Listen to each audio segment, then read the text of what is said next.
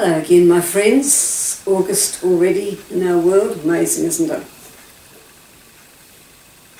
A guru was talking to his students and said to them, how can you tell whether it's day or night? How can you tell when the day has come? And they said, when you can look at an animal and see whether it's a horse or a cow. Wrong, said the guru. Well, when you can look at a tree and see whether it's a Pohutukawa or a kowhai. Wrong again, said the guru. Well, what then? How can you tell when the day has come? The guru said, when you can look at a man, another man whom you don't know, and see him as your brother.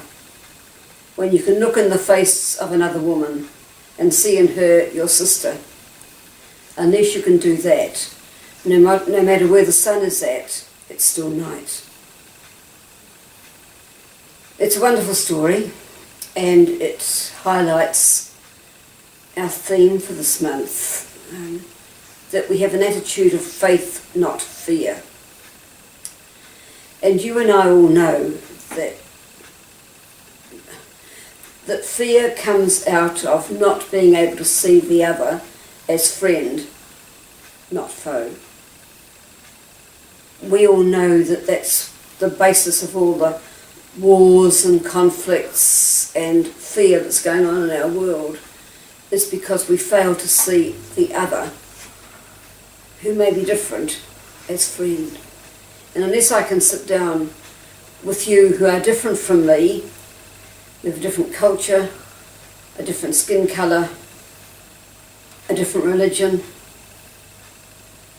unless I can sit down with you as friend, unless we can walk together on the journey of life,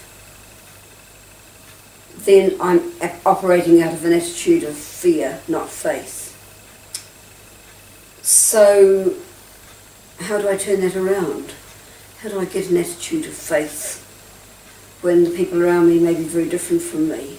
How do I do that? It comes down, doesn't it, I think, to belief in our Creator God, which certainly is gift to a certain extent.